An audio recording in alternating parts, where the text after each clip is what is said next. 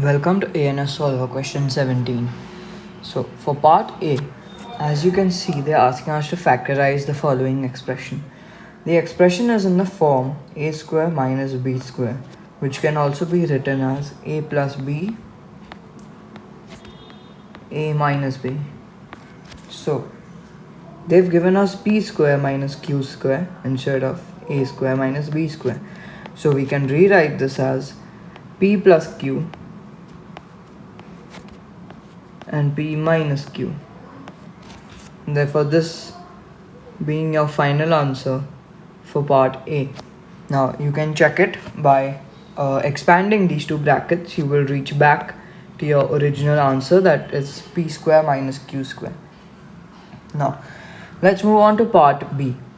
P square minus q square is equal to 7 and p minus q is equal to 2. So for this equation, we can move the q to the other side, so negative becomes positive when you're moving it to the other side of the equation. So p equals q plus 2, and we can substitute this into the other formula.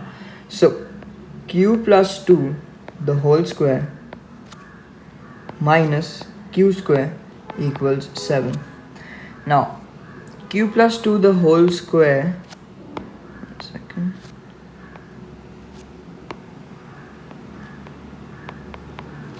can be expanded as a square plus b square plus 2ab.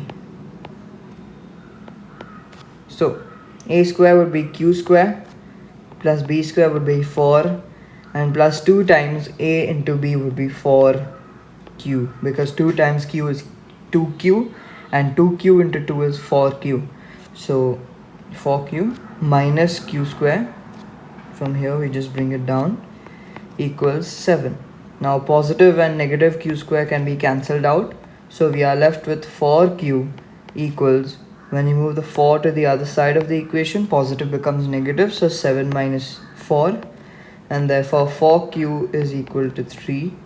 So q is equal to 3 by 4. Now let's go ahead and find our p value. So we know our q value as, p minus 3 by 4 is equal to 2. So we can move the 3 by 4 to the other side, negative becomes positive when you're moving from one side of the equation to the other. So p equals to 2 plus 3 by 4. So you don't convert it to a decimal, you leave it as a fraction, because we still need to find p plus q.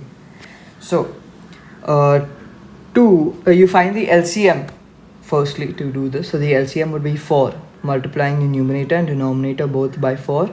So 2 multiplied by 4 would be 8, and the denominator 4 multiplied by 1 would be 4. They have common denominators, you can write it as one fraction. Therefore we know that p is equal to 11 upon 4. Now you leave it as an improper fraction so that we can add it easily to q to find our final answer. So let's do that.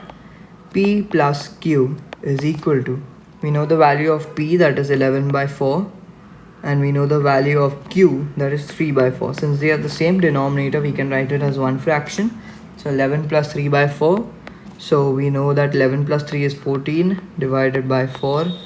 And therefore you can simplify this by dividing both numerator and denominator by 2. So we are left with p plus q is equal to 7 by 2. Therefore this being your final answer for part 17b.